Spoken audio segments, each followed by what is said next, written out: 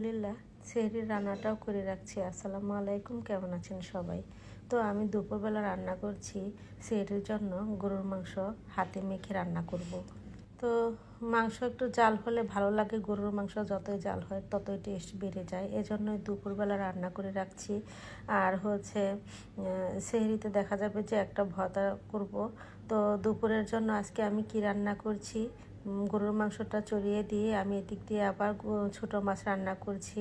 নদীর মেশালি ছোটো মাছ অনেকগুলো আনা হয়েছিল, তো বেগুন দিয়ে আর পাতলা করে আলু কেটে দিয়ে এভাবে রান্না করছি।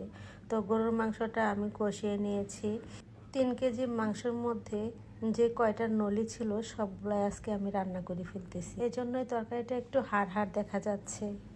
আর এখানে 1 কেজি মাংস নিয়েছি আর 5টা আলু কেটে দিয়েছি, পাতলা করে একটু ঝোল করব। ছোলাটাও মাশাল্লাহ ভুনা করে রাখলাম।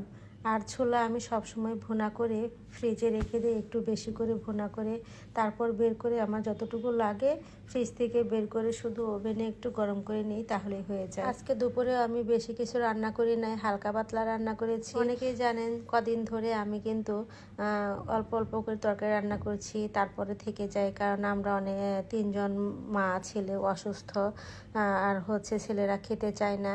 আর দুপুরের জন্য এই যে পুঁটি মাছটাও ভাজি করে নিচ্ছি, বড় বড় পুঁটি ভাজি করছি মুচমুচে করে।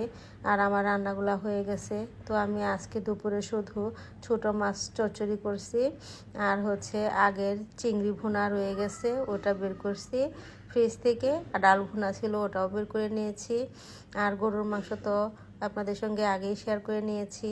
আর বোট ভুনা, আর গতকালকে যে মাছ রান্না করছিলাম কালবাউস, ওটারও তরকারি ছিল, ওটাও গরম করে নিয়েছি। এই তো ছিল আজকের আয়োজন, কারণ আজকেও বেশি তরকারি রান্না করলে দেখা যাবে যে ওটাও থেকে যাবে, তারপরও দেখা যাবে যে এগুলা থেকে যাবে, শেষ হবে না। কারণ ছেলেরা রাত্রে না একদমই খেতে চায় না, নুডলস খায়, অন্য কিছু খায়। আজকের মতো এখানে শেষ করছি। আল্লাহ হাফেজ।